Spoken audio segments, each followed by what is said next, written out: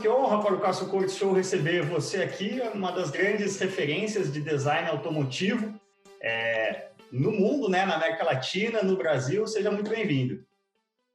Muito obrigado. Prazer poder conversar aí com você e vamos lá responder todas as perguntas, né, que o pessoal está mandando aí. Cara, exatamente. A gente quer fazer um bate-papo aqui sobre design automotivo em geral, sobre a sua trajetória de carreira, né, que é bastante única. Também sobre o novo Volkswagen Nivus, aí um carro que está bastante quente, está sendo bastante elogiado em termos de visual. Mas, passando um pouco de bastidores da nossa cozinha aqui, a gente está gravando às 3 da tarde e às 9 da manhã eu fiz um post pedindo perguntas para o Pavone e nesse curto espaço de tempo vieram mais de 250 perguntas, então eu vou fazer um formato diferente em que eu vou deixar que vocês aí façam a pauta para o Pavone, porque muitas das perguntas que eu iria te fazer, a própria galera também pensou com a mesma cabeça que eu. Então, vamos começar aqui pelo Thiago Simino, né? Eu acho que tem muitos estudantes, muita galera que gosta de design automotivo e não sabe muito bem por onde seguir, né? A gente, no Acelerados, ouve muito isso. Como é que eu faço para ser piloto? E aí a gente explica. Acho que o design automotivo é a mesma coisa, só que a gente não sabe explicar. Então, qual a sua trajetória e o que você recomenda para o pessoal jovem que gostaria de seguir esse caminho? Bom, vamos lá. Essa dúvida eu também tinha quando garoto, né? E, tinha uma confusão com engenharia industrial, arquitetura, design, então era um negócio que, parecia de outro planeta, assim, uma coisa bem distante. Estamos falando aí, anos 80, 90, não tinha nem internet ainda, pouca informação, né? Na verdade, o caminho das pedras é você estudar design, né? Na minha época era dividido em design de produto e design gráfico. Hoje, design de produto mudou, virou uma coisa que você desenvolve para a internet, tem a ver com aplicativos. Então, a faculdade de design vai acabar subdividindo em algumas categorias, mudou um pouco a divisão das matérias, mas o caminho é esse. Faculdade de design não existe. Exatamente. Faculdade de design. Não existe uma faculdade específica de transportation design, né? Que são aquelas escolas famosas que tem na Inglaterra, tem o Royal College, tem Pforzheim na Alemanha, tem o Art Center na Califórnia. Essas escolas são caríssimas e específicas para o ensino de design automotivo. Na América do Sul não tem, é um curso ou outro que pipoca por aí, mas o ideal mesmo é você conseguir uma graduação na faculdade de desenho industrial ou design. Uhum. E aí, como é que você acabou estudando aqui no Brasil, então, desenho industrial? Isso, exatamente. Cara, não passava nem pela cabeça. Assim, pagar uma faculdade dessa, assim, precisa ter um banco na família, assim, é caríssimo. Exatamente. O meu pai não era petroleiro, nada, assim, ficou difícil calcular, estudar numa escola dessas. Realmente são muito caras, né? E as minhas expectativas em relação à carreira eram muito tímidas, na verdade, né? Eu queria começar, eu queria desenhar carros, então eu aprendi. Cara, eu comecei a desenhar muito cedo. Eu desenhava com 7, 8 anos. E aí, se você me permite, aquela história do jornalzinho lá do Veiga, acho que é muito bacana para quem nunca ouviu falar. Eu desenhava muito como hobby, desenhava carro, eu jogava muito futebol também, gostava muito, e meu pai tinha um pavor que eu seguisse essa carreira de jogar futebol. E aí um dia ele viu uma matéria no jornal, acho que foi na Folhinha de 1991, num desses cadernos para criança que tinha na época, sobre design de automóveis, com o Luiz Veiga. Luiz Veiga, ex-chefe de design da Volkswagen, trabalhou quase 40 anos na empresa, desenhou muita coisa, um ícone, né, do design automobilístico nacional. E nessa matéria ele falava o que era necessário para as crianças eventualmente se tornarem designers. E ele me mostrou aquilo. Ele falou, olha que legal, meu, uma profissão. E tinha um sketch maravilhoso, um desenho do Veiga, assim, que eu lembro até hoje a perspectiva. Era um carro, 3/4 de traseira conversível, dava para ver as marcas da caneta, um negócio espetacular. Nessa cartinha ele falava, olha, a molecada me manda desenho, pergunta se tem vaga de estágio, o que tem que fazer para se tornar um profissional. Eu fiz a mesma coisa, cara. Tinha 12 anos, 1991. Parênteses aí, né? Eu tenho um irmão gêmeo, Sim. Marco Antônio Pavone. Exatamente. Que hoje ele é chefe de design de exteriores na Volkswagen da Alemanha, já está há 15 anos lá. Então, a gente sentou e fez desenhos novos para mandar para o Veiga avaliar, né? Pô, fiz o melhor que eu podia na época, perspectiva, tipo de carro diferente, a gente mandou. E assim, para nossa surpresa, o Veiga respondeu aquilo. Eu lembro até hoje, o carteiro trazendo um envelope da Auto Latina, aquele envelope amarelado, sabe? Cara, muito legal. A gente correu para abrir a carta e tinha uma carta linda dele, assim, né? Escrita à mão, carimbo da Auto Latina, um desenho original para cada um para mim, um para meu irmão. Você tem até feito hoje à mão. desenhos guardados aí até hoje? Cara, essa carta acidentalmente desapareceu numa das viagens que a gente fez para a Alemanha. O estúdio do Brasil reformou, sumiram com a carta, não sei o que aconteceu, mas ela ficou em nossas mãos até quando a gente entrou para trabalhar na Volkswagen. Essa carta durou muitos anos na nossa mão. Então o Veiga respondeu, falou que a gente desenhava muito bem para a nossa idade. Falou, pô, vocês são muito bons, com tão pouca idade, mas aqui vai uma lista de coisas que vocês têm que fazer, né? Estudar inglês, comprar uma revista de car design importada, uma revista chamada Auto in Design, que na época era caríssima, assim, visitar museus, aprender inglês, eu já falei, ele falou inglês é muito importante na profissão e na época acho que usava demais também. Design automotivo, né? Já fica essa dica aí para todo mundo que estiver ouvindo, independente de ter aspirações de carreira de design automotivo, se você quiser se meter no jornalismo automotivo, no automobilismo, você tem que saber inglês, e bem. Exatamente, o inglês é básico, assim, eu uso todos os dias, independente de onde eu estou, na Alemanha, nos Estados Unidos, aqui, eu uso inglês todos os dias. Então, eu fui fazer exatamente o que ele falou, cara, vai estudar desenho industrial, e assim, isso foi em 91. No final de 2001, passaram-se 10 anos, eu fiz uma entrevista para entrar na Volkswagen. Meu irmão entrou um pouco antes, ele fez o talento design, mas entre a cartinha do Veiga e entrar na Volkswagen foram 10 anos de muita dedicação, treino, desenhar, ir atrás de informação, trocar eventuais cartas com outros designers da Volkswagen.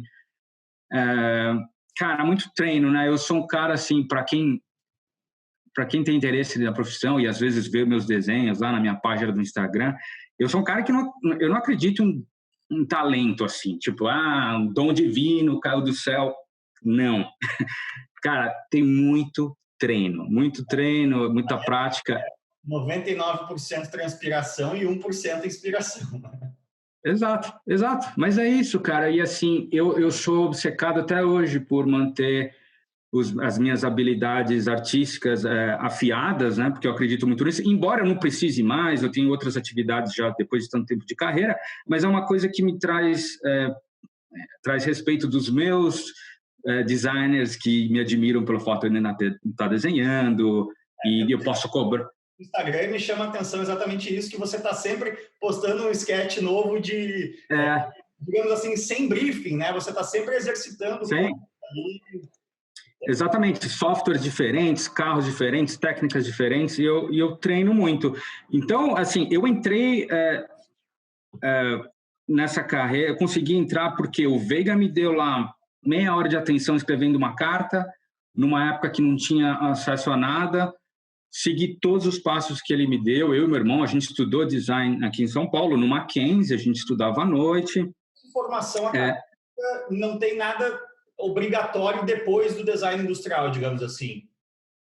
Nada porque, eu vou te explicar, cara, antes de entrar na Volkswagen, eu fiz um estágio rapidinho numa montadora de caminhões em São Bernardo e, cara, era assim, eu desenhava lá cortina de ônibus, maçaneta, logotipo, assim, eu pensava, putz, talvez um dia eu consiga uma mesa para desenhar alguma coisa maior, né? Mas eu queria muito trabalhar com carro e na Volkswagen, né? Eu tinha muita paixão pela marca, meu pai teve um monte de Fusca na minha infância, o carinho que o Veiga teve com a gente acelerou mais ainda essa conexão e o fato da gente saber que a Auto Latina, na época, a Volkswagen desenvolvia muita coisa localmente. Então, era ali o lugar que eu queria estar. Então, a minha aspiração na época era essa, ter uma mesa lá em São Bernardo, no estúdio e, putz, sei lá, desenhar o novo Gol ou qualquer coisa que tinha na época para fazer. Cara, mas eu fui... Tem muitos novos Gol também na infância, porque esse hábito de desenhar o carro, acho que todo moleque que gosta de carro tem, só que aí depois você tem que ter um certo pendor para o desenho, um certo pendor para as exatas também, né? Cara, assim, relativamente, o curso de design, ele é muito engraçado, cara. Você tem lá materiais industriais, processos industriais e tem artes plásticas. Então, eu não sei dizer, para mim é um curso muito de humanas, mas também tem algumas matérias técnicas, mas no final, ele está muito relacionado ao processo de design. A gente começa rabiscando no papel as ideias e termina lá na linha de montagem com os engenheiros acompanhando milímetro para ver se aquilo está saindo do jeito que a gente desenhou. Então, o leque de feeling, conhecimento das matérias, ele navega muito do quase que, sei lá, uma coisa artística até o saber discutir tecnicamente com o engenheiro no processo, né? Então, é muito importante isso. O Jean, aqui, vou pegar esse gancho, ele pergunta exatamente isso. Como é a relação entre o design e a engenharia de um projeto automotivo? As adaptações de design devido a necessidades dinâmicas e mecânicas. E aí aqui eu peguei o gancho que foi justamente o que você falou. Ele pergunta, quais são os truques que o design usa para atender essas demandas da engenharia sem, digamos, diminuir o intuito, né, por trás do design? Cara, assim, é uma relação codependente, design e engenharia. E eu acho que a engenharia dentro de uma empresa é o que transforma o design no design, porque o design ele tem que ser produzido em série, ele tem que atender regras, normas de atropelamento de pedestres, aerodinâmica, uma série de regras que não existiam lá nos anos 60 e 70, e é uma relação é quase que um ping-pong. Então, vamos supor, começa um projeto novo, né? A engenharia dá, sei lá, um mês de paz para a gente pensar, conceituar, desenhar, definir o espírito, assim, a alma do carro. Eu quero um carro assim, com carroceria assada, com esse espírito, beleza. Aí eu vou para a engenharia, eles já me dão um package, né, baseado numa plataforma. O que é o package? É o chassi, plataforma, altura de teto, motor, posição, tudo isso, e eu vou começar a encapar esse package com as ideias que eu rabisquei inicialmente. Só que eu preciso desenvolver, e aí eu vou interpretar esses desenhos para o 3D, modelo 3D. Eu fiz um modelo 3D, eu jogo para a engenharia, aí eles vão me dizer, cara, o teto está muito baixo, o capô tá estourando, a visibilidade está muito alto, você não consegue enxergar o chão. Seu para-choque está com uma entrada de ar muito pequena, vai dar pau no cooling do motor. As rodas são grandes, né? Que o primeiro sketch sempre é com rodão, né? Roda grande no sketch é meio que mandatório, mas quando chega no modelo 3D a gente já usa os padrões corretos, porque a gente já começa a enfrentar a realidade e vai ajustando as proporções aos pneus, né? Então dá para roubar no modelo 3D, como se fazia antigamente com modelinho em escala de Clay e tudo mais. Mas o que eu quero dizer é que é isso, é um processo de ping-pong e eles são aliados nossos, e a gente vai sempre caminhando ao redor dos problemas para chegar numa solução que funciona tecnicamente, financeiramente e que seja esteticamente a melhor possível, né? Então é isso, eles vão guiando a gente para a gente, e é um trabalho quase que de costura, assim, né? Vai um costurando o outro e a gente... O André Cavazana tem duas muito boas aqui. Uma que eu acho que tem muito a ver com o que você estava falando, dessa parte de exercitar e tudo mais. Ele pergunta quais são as para chegar a boas ideias de design, porque eu acho que as boas ideias, as referências de design automotivo não necessariamente vêm do design automotivo, né? Às vezes você está olhando, sei lá, para uma cafeteira e tem uma ideia. Isso. Exatamente. Essa parte inicial do processo criativo, os designers geralmente montam um negócio chamado mood board, né? Que é sei lá, pode ser, você pode imprimir, pode ter na tela do seu computador, uma composição com objetos, produtos, roupa de esporte, sei lá, algum uniforme de um herói do cinema, tudo que seja inspiração para a gente levar para o carro. Porque do mundo automotivo é muito mais a gente ficar olhando coisa que no final a gente não gosta ou acha que não é muito legal, já está antigo. Porque se está na rua, já é antigo. Claro, foi concebido há 4 anos. Exatamente. Então, a gente busca inspiração em outros tipos de áreas, né? Produto, natureza, moda, sei lá, tudo pode, até material, cor, e aí a gente começa a trazer isso como referência para criar, mas não necessariamente o processo criativo só depende disso, isso é só uma referência. Agora, a ideia boa, cara, a ideia boa é aquela ideia que não foi feita, que é nova, que tem a ver com a identidade visual da marca, que não é nenhuma loucura que não funciona tecnicamente. A boa ideia é aquela que funciona e que visualmente é legal, assim. E também não é fácil conseguir, né? Eu já ouvi de vários designers experientes que fazer o simples é complicado. E cada vez mais eu acredito. No fim das contas, é igual no jornalismo a gente fala, né? Revista boa é que vai para a banca, jornal bom é que vai para a rua, né? No fim, não adianta você ir para um caminho extremamente etéreo que no fim não vai... além de não ser prático, ou às vezes vai ser prático, mas não vai ser lucrativo, né, para a montadora. Enfim, acho que você tem que conciliar muitos interesses, né? A outra do André aqui, e eu acho que até amarra um pouco com o início do nosso papo, que é o seguinte, porque aí você conseguiu abrir a porta aí da Volks, você e seu irmão, né, com essa relação aí de 10 anos, tinha um precedente forte ali, mas assim, hoje você é head de design da Volkswagen para a América Latina, né? Esse é o seu crachá exato. Isso aí. Quantos designers tem na sua equipe, assim? A pessoa que está querendo entrar nessa área, só para ter uma referência, assim, quantas vagas, mais ou menos, para quem quer fazer isso, a Volkswagen América Latina tem hoje? Então, o departamento hoje tem mais ou menos 60 pessoas, mas isso não significa que são 60 pessoas ali desenhando o dia inteiro. Né? O design ele é dividido em 4 subdepartamentos, né? Exterior, interior, cores e acabamentos, modelação, e tem também o 5º departamento, que é o gerenciamento de projetos. Né? Esse pessoal do gerenciamento de projetos, eles cuidam das apresentações, das datas, o que tem que ser entregue, o que é apresentação no Brasil, na Alemanha, é a parte mais técnica e financeira do projeto.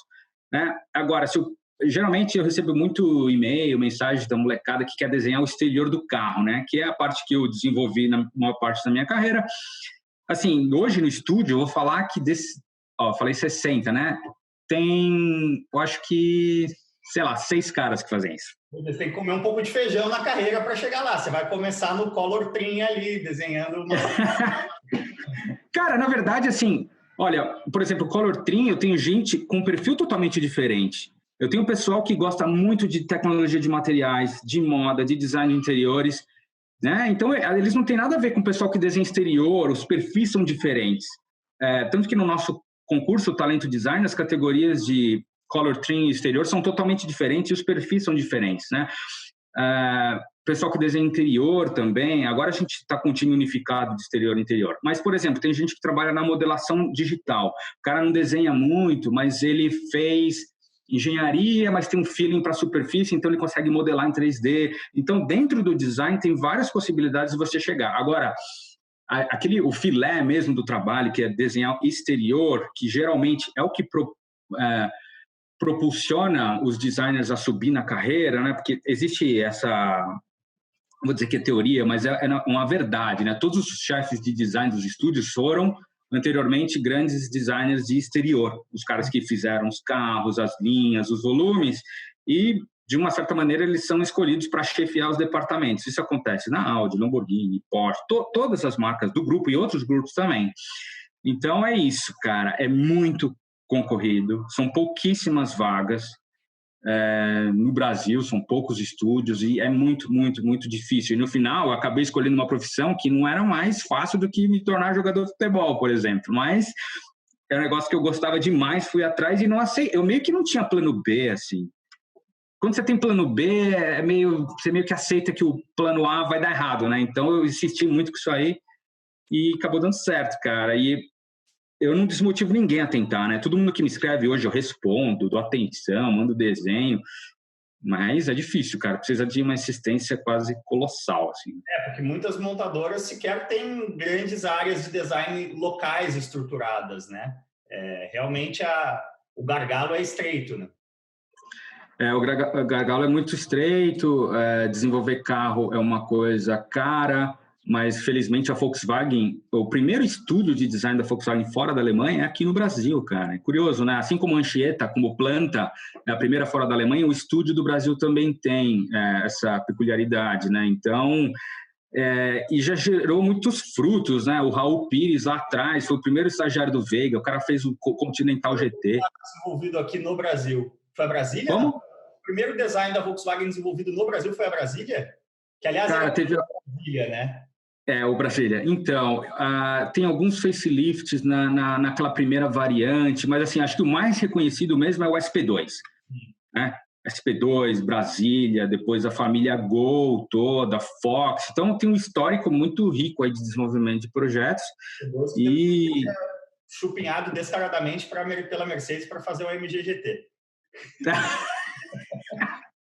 O André Cavazana pergunta também o que vocês esperam de um bom estagiário? Já está pensando aqui, dominar o design 3D é indispensável para o estagiário? Não, dominar não é indispensável, mas a disponibilidade para aprender, sim. Tem que estar lá e querer aprender tudo, porque a nossa ideia do programa de estágio é que o cara entre e passe por todas as etapas do desenvolvimento de design. Geralmente o cara já chega desenhando muito bem e acha que sabe desenhar tudo, né? E depois de 2 semanas o cara já está caindo de costas, vendo que não é muito bem assim. E com todo mundo assim, né? Exatamente. Mas no final ele tem acesso a modelar 3D também, o que é muito importante hoje, é o perfil que todo profissional deve ter quando vai procurar emprego, é contratado. Aterrissando um pouco agora na questão do Nivus, aí, lançamento quente, o P Fedrigo, né, que é um carro desenvolvido no Brasil e que também vai lá para fora, né? São poucas. Eu lembro do Fox, mais ou menos, ter esse histórico, não lembro de outro. Motivo até de orgulho, né? Acho que não só para a Volkswagen no Brasil, mas para todos nós que gostamos aqui de carro no Brasil. O P. Fedrigo pergunta quão difícil é desenvolver um projeto para o mercado brasileiro, nesse caso até para o mercado global, mas respeitando uma linguagem global, né? Tem várias perguntas nessa linha, assim, o quanto chega pronto lá de fora e o quanto vocês têm liberdade aqui. Olha, liberdade a gente sempre tem. O problema é que liberdade está sempre atrelada a fatores técnicos, financeiros, né? Desenvolver um carro novo custa muito, muito dinheiro, se investe muita grana.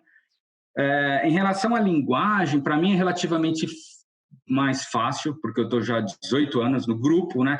Trabalhei 7 anos na Alemanha, trabalhei 5 nos Estados Unidos, então eu tenho muita vivência em relação ao que está acontecendo, eu tenho um contato muito forte com o meu irmão, vejo o que está rolando lá. Então, em termos de linguagem, é relativamente tranquilo, mas eu tenho quase que como obrigação, na região, trazer alguma coisa que represente o gosto local, né? Então, você fala do Nivus, por exemplo, o que veio... A gente começou a desenhar o carro no papel em branco, sem limitação nenhuma. Claro que no desenvolvimento do projeto existem inputs técnicos e financeiros, mas e se você usar a porta, e se você usar o interior e o teto, dá para manter o mesmo caráter do carro? E no final a gente usou muita coisa do Polo a ponto de, sei lá, executivos da empresa numa apresentação não perceberem, porque o caráter do final do carro ficou muito honesto à proposta inicial, que não levava em consideração usar nada de ninguém, assim, né?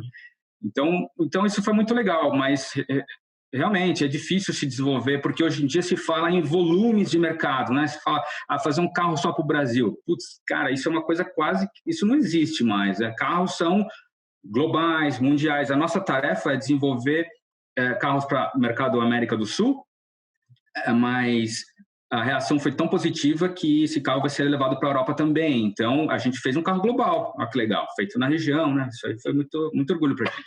Eu não sei qual é o instinto, impulso humano que parece que exige rotular as coisas. Mas, assim, no mínimo 50 perguntas, cara, sobre...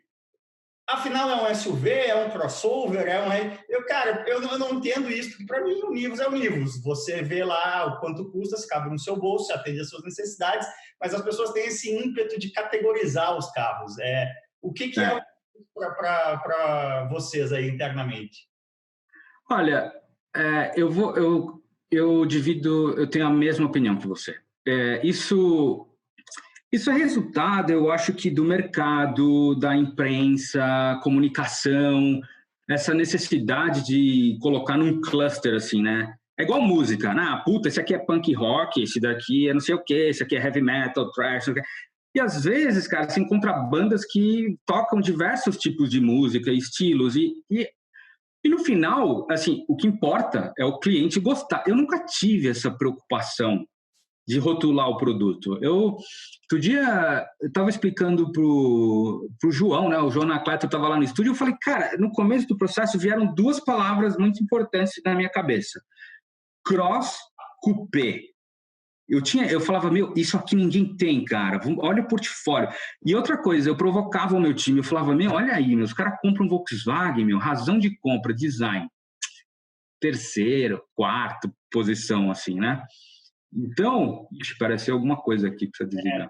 Tirando aqui, atenção, Durães. Pode seguir, desse ponto aí. Deixa eu só abanar o meu corte. Beleza. Então, eu tinha muito essa ideia de cross-coupé na minha cabeça, porque ninguém tinha isso no segmento que a gente queria fazer, no tamanho do carro entre Polo e T-Cross. E eu provocava o time, eu falava, meu, como é que pode, cara? A gente gosta tanto da marca Volkswagen, marca forte, conhecida no mundo inteiro, gigante. E, sei lá, às vezes, na hora da decisão de compra, o design é o motivo número 3, número 4. Puta, isso me deixava mal, assim, né? Porque eu queria um carro que o design fosse a primeira razão na compra. E aí a gente não abriu mão desse plano, né? De fazer um negócio diferente e que ninguém tivesse. Lógico que teve que convencer algumas pessoas, mas esse negócio da categoria, assim, para mim é muito, assim, eu tenho isso muito claro. O carro não é um SUV. Para mim, um SUV tem uma série de outros quesitos, mas aí também entra no que uma categorização qual que é o órgão mesmo que define isso? Tem um metro, né, que fala. Exato. Então, se há o vão livre, algumas certas características acabam definindo carros que, para mim, não são SUVs. Isso, na verdade, não importa, né? Eu conversei com o Gustavo Schmidt, o nosso vice-presidente de vendas e marketing, eu falei para ele, olha, para mim, esse carro é um crossover.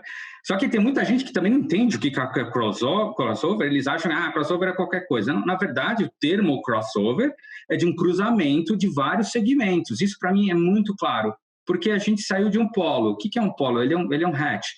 Mas a gente colocou os pneus do T-Cross, que é um SUV médio, né? Mas ele tem um porta-mala de um sedã. Né? Então, a gente cruzou vários segmentos para conseguir uma receita única. Então, para mim, não importa, assim, as pessoas falam, o carro é baixo, imagina, isso não é SUV. Cara, não importa. O que importa para mim e para o time é que o carro teve um impacto, assim, gigantesco por causa do design. Isso independe, cara, se é coupé, se não é. Lógico, ele tem um caráter meio... Se você levar... Assim, se você perguntar para um francês, o termo coupé vem do francês, né? Os mais catedráticos falam, coupé, 2 portas e acabou, meu, né? Mas a indústria acabou aderindo a outros termos, né? Coupé 4 portas, coupé SUV. Então, assim, eu entendo que é mais uma necessidade, às vezes, da indústria, né? Ou de comunicação, de colocar isso numa caixinha. Mas, assim, o que importa, cara, é se o pessoal vai gostar, né?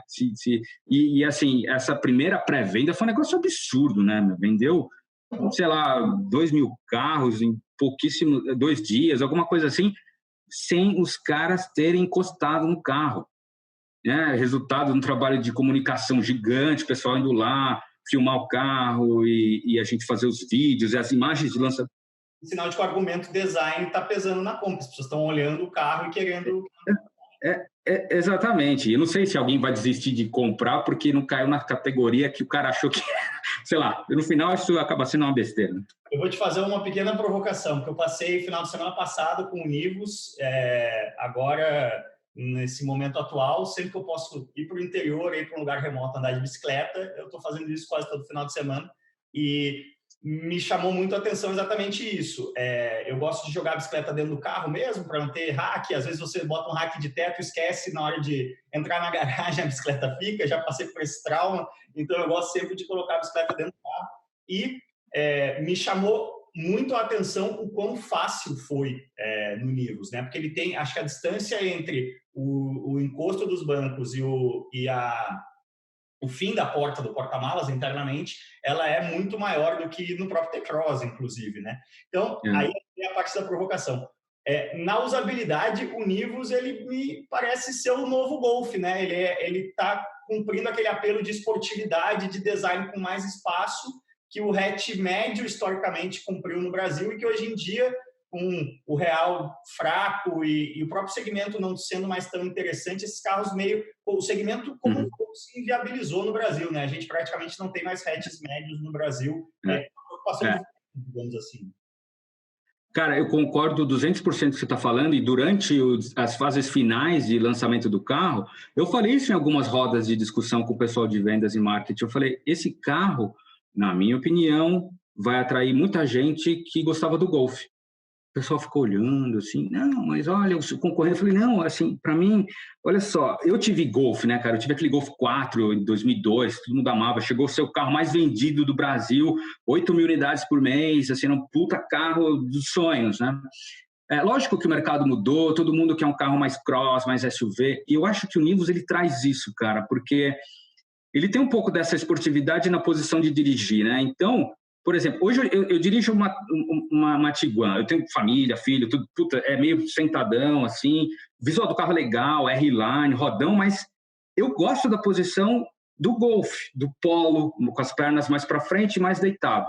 Mas, ao mesmo tempo, você senta um pouco mais alto, porque as rodas são maiores, né? Então, ele traz um pouco desse crossover, mas, para mim, isso que você falou, é lógico que cada um tem uma opinião, assim, mas eu sempre tive isso na cabeça. Falei, cara, a gente vai trazer o cara que tem saudades do Golf para esse segmento. E você falou do porta-mala, lógico que design sempre foi uma vertente assim que a gente queria que o consumidor comprasse pelo design, pelo fato de ser inovador, mas a gente viu a oportunidade de fazer um carro muito prático e funcional, estendendo o balanço traseiro. A gente estendeu o balanço traseiro para conseguir a coluna ser cada vez mais rápida, esse perfil esportivo, a lanterna super alta, acabou resultando um porta-mala super prático, e a gente queria que ele abrisse até lá em cima mesmo, porque às vezes, sei lá, tem sedãs com porta-malas grandes, você não consegue pôr uma caixa de TV, por exemplo, né? Então, a funcionalidade ficou também ali prioridade no desenvolvimento. E aí, falando de hatch médio também, de coluna C rápida, mais uma provocaçãozinha. Tem um pouco de Pointer nesse carro. O Pointer, para mim, é um carro muito injustiçado. Pointer GTI, a gente tem mais ou menos a mesma idade, sou um pouquinho mais novo que você, mas eu acho que marcou muito, né, a nossa adolescência. Eu lembro de ler nas revistas da época, o carro era chamado de o Volkswagen mais bonito do mundo, né? Nesse ângulo 3/4 ali, a coluna C, eu vejo um parentescozinho de Pointer Cara, eu adorava o Pointer, eu achava um carro extremamente inovador, mas eu vou te falar assim, a minha paixão mesmo dessa época era um carro chamado Corrado VR6. Tem no Brasil aí, de vez em quando eu dou uma procurada nos sites. Cara, e assim, durante o desenvolvimento do Nivus, assim, eu lembrava muito do Corrado, que assim, com 14, 15 anos, eu vi um em São Paulo, uma vez vermelho, assim, meu pai dirigindo do outro lado, eu vi, falei, cara, esse carro, fui pesquisar, em revista, assim, então, ele tinha para mim, ele era tipo um Golf Coupé, que na verdade né, Scirocco, Corrado, é tudo mais ou menos na mesma linha ali, e eu achava aquela silhueta demais, assim, e tinha meio que a lanterna conectada com a placa também. Então, cara, assim, não vou dizer que são inspirações, talvez dentro de mim tenha isso, assim, desses carros serem icônicos. Para mim, se eu olhar Volkswagen anos 80, com certeza eu vou falar desses carros que me marcaram muito, porque tinha essa silhueta diferente, assim. O Corrado G60, né, com compressor. G60 também, exato. Puta, cara, espetacular. Eu vou começar agora a te colocar contra a parede aí e vou usar as perguntas da audiência como um pretexto para me eximir de responsabilidade. Já que a gente está falando de Pointer GTI, o Jeff HSA pergunta aqui, pode vir alguma versão esportiva? Por que não um Nivus GTS com motor mais potente? Cara, o posicionamento desse carro está muito claro para a gente, né? motor, assim, o motor 1.4 está disponível no T-Cross. O pessoal falou, se alguém vier falar do teto, aí todo mundo fala teto, motor. Pô, você quer um teto legal, teto panorâmico, você encontra no T-Cross, o motor mais forte também. Eu levei minha esposa para dirigir esse carro do dia na concessionária, e já tinha dirigido na fábrica. Meu, assim, muita gente fala, né, do motor, ele é muito ágil, cara. Ele tem um torque muito bom, a distribuição do peso do carro é muito legal, para trazer um pouco mais pesada, assim, para o uso urbano, eu acho que está muito legal.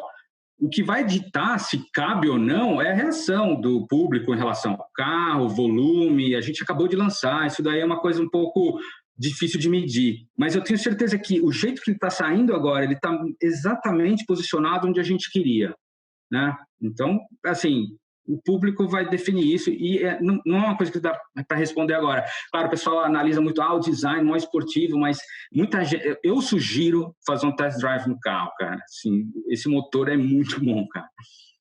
Eu falo isso, você está falando de diesel, mas isso vale para qualquer carro. E é uma coisa clássica minha que as pessoas perguntam, compra o carro X ou o carro Y? Eu sempre falo, dirige os dois. Você não realmente vestir um carro, você não tem... Aliás, eu já até te perguntar uma coisa que eu já ouvi de outros designers, eu vi dados de pesquisas de outras marcas que eles alegam saber que o principal fator de compra de um carro é a hora que a pessoa senta, o primeiro impacto, assim, de sentar e ver o painel e como o volante veste e tudo mais, só que as pessoas não conseguem articular isso. Então, na pesquisa sai lá, a razão de compra é consumo, é desempenho, ninguém fala, comprei porque gostei do painel, mas vocês acham que isso é algo que vocês, esse primeiro impacto, assim, da pessoa sentar e vestir o carro, é uma preocupação de vocês? Muito grande, Cachorro, assim...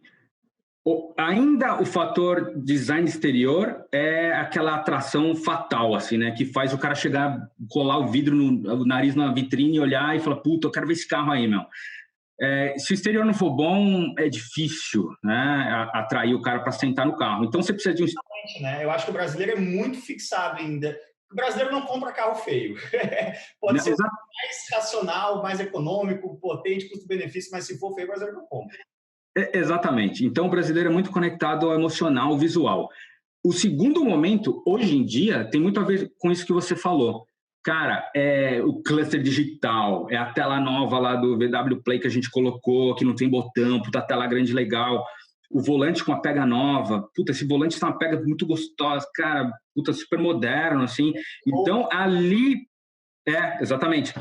Então, ali, eu acho que o cara, ele tem o convencimento de que, puta, esse carro eu quero. Lógico, dependente, se tem grana, não, você vai pagar se o bolso atende, mas eu acho que é a confirmação. Primeiro, o exterior, ele sentou, olhou, viu tecnologia, volante novo, coisa digital ali, porque, cara, assim, de uma certa maneira, hoje a questão digital no painel virou quase que um playground, assim, né? O cara apertar, ver cor, escolher cor.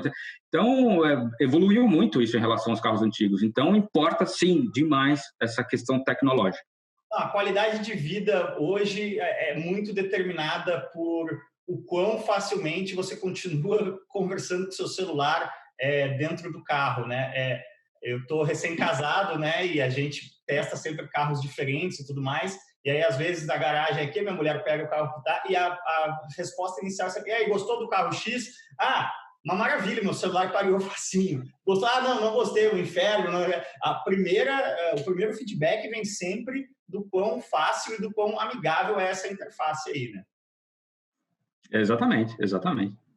Tem uma do Márcio Fuji aqui, ó, que eu acho que, assim, além do nível do seu lançamento, a gente pegou um pouco esse mote aqui para fazer essa pauta, porque eu acho que é difícil um carro ser tão feliz assim no visual, e mais do que isso, eu acho que a Volkswagen tem, você estava falando ali de ser só o terceiro argumento, às vezes, eu acho que a Volkswagen ela sofre um pouco de críticas aí no nosso meio da internet em relação aos carros serem um pouco parecidos demais entre si, o tal do Family Face. E eu acho que a Nivus consegue fugir muito bem disso, fugir no bom sentido, né? Ser marcante mesmo, essas coisas todas. E aí eu acho que você pode falar um pouco da questão do Family Face, mas o Márcio Fuji pega aqui também a questão das leis, né? Como as leis de proteção para pedestre, principalmente a legislação europeia, limita, né, o que um designer pode fazer em relação a... Ele pergunta especificamente, assim, por causa disso, quais tendências do passado se tornaram difíceis de aplicar atualmente, como, por exemplo, capô baixo, para-choque pequeno, farol pequeno? Bom, vou te dar um exemplo clássico. Imagina a frente da Brasília, embaixo do para-choque cromado, aquela superfície negativa, assim, né? Tipo a gente chama de shark nose, né? O nariz de tubarão. Cara, isso aí arranca a perna, é uma lâmina, quebra a perna imediatamente no impacto com o pedestre. E, assim, todos os carros da época tinham essa solução. Todos, de todas as marcas, né?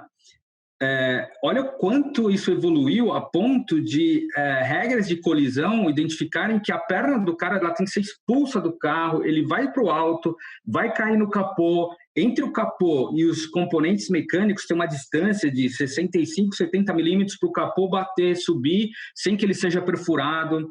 Cara, assim, é uma enormidade, né? Você pega, por exemplo, o Golf 1, ele tem quase, sei lá, 60% do peso de um Golf novo. Cara, tudo é dispositivo de segurança, airbag. Esses carros eram super leves. Só que um acidente a 90 por hora já era quase que... Eu tenho Passat 82 aqui, você a 110 km por hora, vamos dizer, você está na estrada, a coisa que eu mais penso é essa coluna de direção. O que aconteceria? Porque você vê aquele volantinho com um centro bem pequeno, volante Wolfsburg, né? Sem airbag, sem nada. É a única coisa que eu realmente me sinto inseguro, assim, o que aconteceria com coluna de direção se por acaso um caminhão... E outra, se você vier no freio, não tem ABS, não tem nada.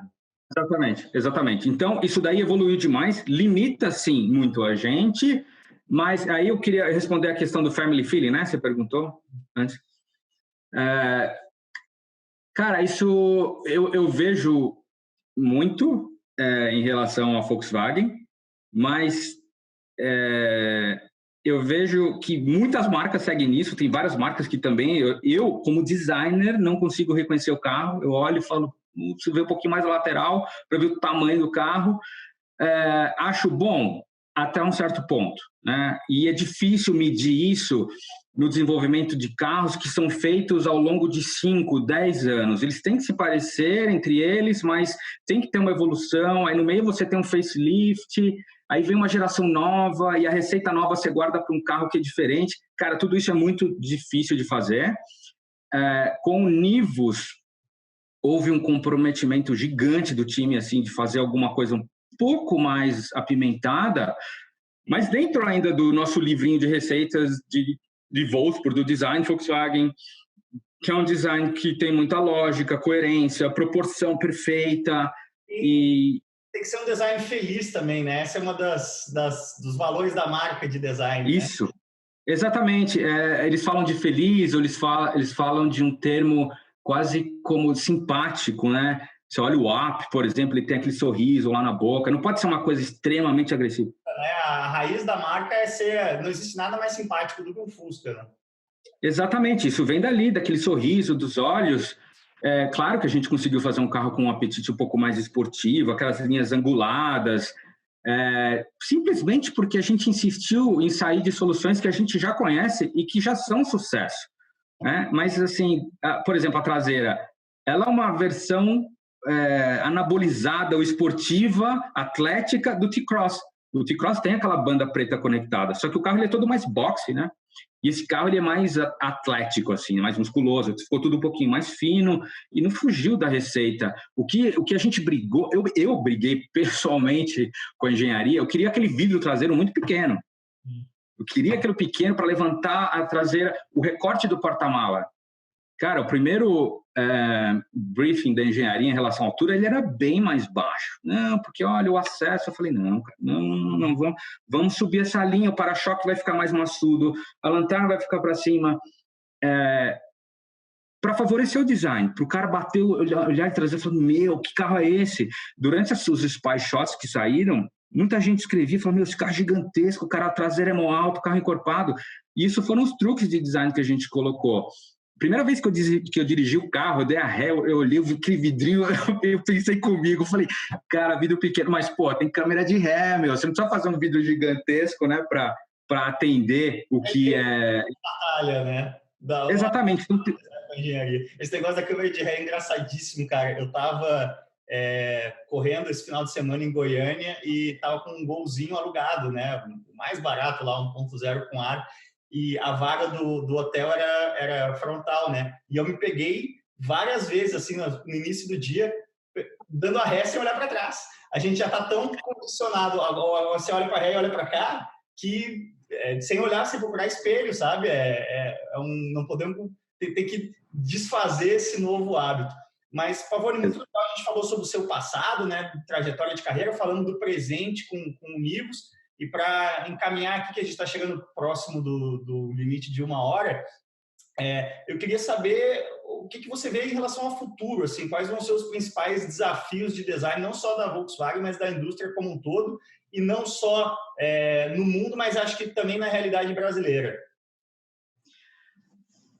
Pô, bem complexo, assim, eu acho que o mundo, vamos dizer assim, do Equador para cima está caminhando com a preocupação de desenvolver os carros elétricos, né? Isso está muito, muito evidente ainda. Mas é lógico, existem outros mercados que ainda isso está um pouco longe de acontecer, né? E a gente sabe disso. Nós somos exatamente. Isso, assim, eu acho que é normal, a gente entende, não é simplesmente porque, quer, não quer, vem, não vem, por que não vem para cá? Existe uma série de fatores, né? Mas, por exemplo, eu vejo que a indústria ela acaba reagindo mediante a produtos novos que são inseridos. Por exemplo, eu sei que o Nivus vai trazer um impacto na indústria muito forte nos concorrentes ou no fato de ter sido um carro meio que inesperado. Então, acho que a indústria vai reagir já em cima desse carro de alguma maneira, né? Eu acho que no futuro cada montadora vai se preocupar cada vez mais em desenvolver alguma coisa um pouquinho mais de personalidade ou um grau relativo de inovação e de surpreender o consumidor, né? Eu acho que é difícil, não cabe mais o mais do mesmo, né? Eu acho que desenvolver um carro é uma coisa muito séria, demanda muito tempo, dinheiro, investimento, e eu acho que tem que ter um espaço ali para trazer a novidade para o consumidor, porque é ele que vai dizer no final se o carro presta ou não, se é bom, se não é, se ele vai querer ou não. Né? Não é reunião e muita definição dentro, né? É o que é o que chega no cliente, né? O Pablo, nosso CEO, ele fala muito isso, né? Ele dá muita atenção para a clínica, o que o cliente quer, o que o cliente gosta, né? E quando a gente estava desenvolvendo o Nivus, a gente pensava muito nisso. Pô, a gente tem que fazer um negócio que os caras estão... O cara está carente, o cara vai querer. A gente falava muito em democratizar segmento, né? Cross Coupé é um negócio de carro caríssimo, carro importado. Pô, vamos trazer para um segmento que talvez seja mais acessível. Então, acho que o futuro tem espaço para esse tipo de desenvolvimento, né? Produtos mais... acho que mais sabor, assim, com mais personalidade. E lá fora eu vejo essa tendência gigante, né, de eletrificação e as marcas achando uma linguagem nova para comunicar esse tipo de powertrain, né? Antigamente, os primeiros Golfs elétricos, eles eram centrados na cara do Golf. O Golf tinha diesel, gasolina, elétrico, né? Tudo que você quiser. Mas hoje... recentemente com o ID está sendo desenvolvida uma linguagem para comunicar esse tipo, e eu acho que foi o caminho certo, né? Porque o cara que compra o carro, ele quer comunicar a consciência dele em relação ao meio ambiente, e eu acho importante, e o próprio desenvolvimento técnico dá a possibilidade para se desenvolver um design sem tantas limitações como num carro a gasolina, por exemplo, né? Vocês não têm assim com um pouco por parte da eletrificação, mas um pouco também, mais até acho que pela economia compartilhada, vocês levam em consideração a possibilidade de a propriedade individual do carro, a conexão do comprador com o carro ser algo em declínio assim nos próximos 10, 20 anos? Essa conexão... Cara, isso varia. Muita gente pensa de várias maneiras, né? Eu estava vendo isso, eu acho que depende, se você falar de Europa Central, os caras têm uma consciência urbana muito diferente da nossa, né? O latino, ele quer ter o produto, ele adora ir na loja e comprar o carro e ter na garagem, né? E ir no parque no final de semana com o carro e lavar o carro na calçada.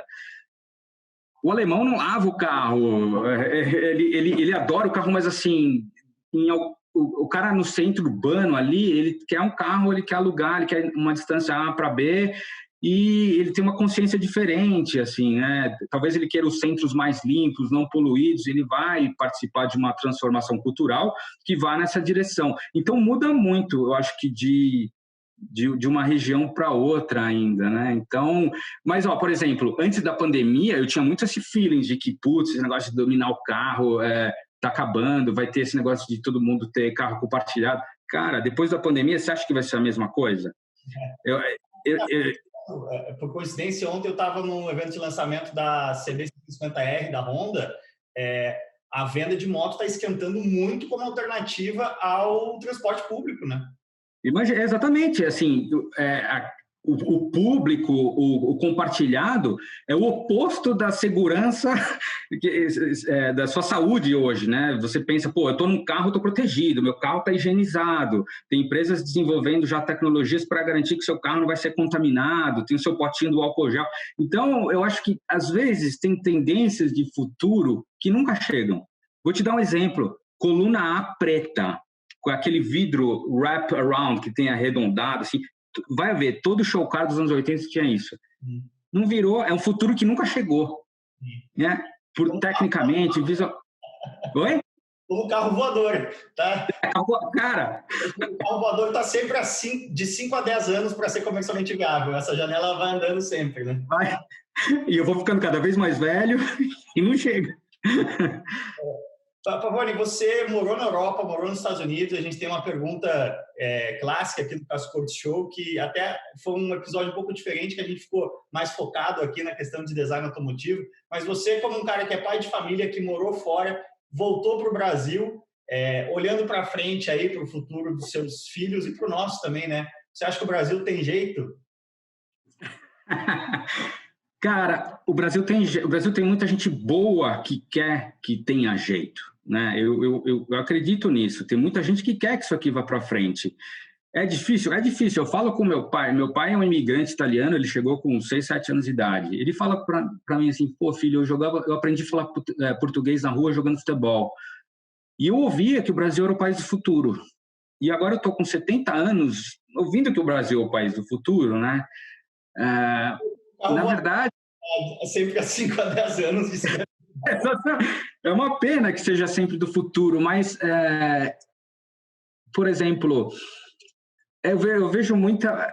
De novo, né, levando para o carro que a gente acabou de lançar, eu vejo muita gente comentando, fala, puta, que orgulho, meu carro foi desenhado aqui, cara, que legal. Né? Tem gente aqui que pode fazer, tem gente que acha que design de carro é uma coisa que está lá em Marte, está na NASA...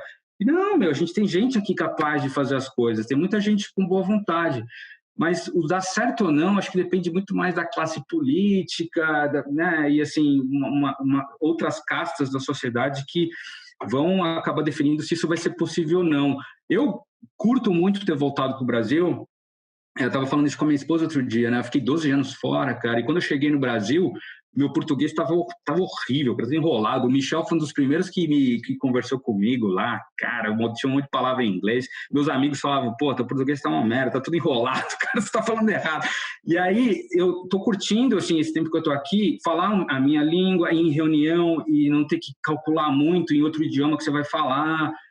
Cara, adoro fazer churrasco de domingo, né? Ver futebol na televisão, essas coisas muito que, pô, eu posso curtir estar fazendo design aqui no Brasil. Essas coisas para mim são muito legais. Eu queria muito que a gente não tivesse crise social, política, financeira, para a gente poder desenvolver mais coisas, mais produtos, mais carro. Isso para mim seria um paraíso, porque no final, olha só, eu nasci aqui, cresci aqui, morei fora, coletei uma experiência gigante e estou de volta aqui trazendo alguma coisa. Pô, maravilhoso, né? Mas eu espero que o futuro permita que isso continue sendo feito, né? E aí entra mais no campo da esperança, né?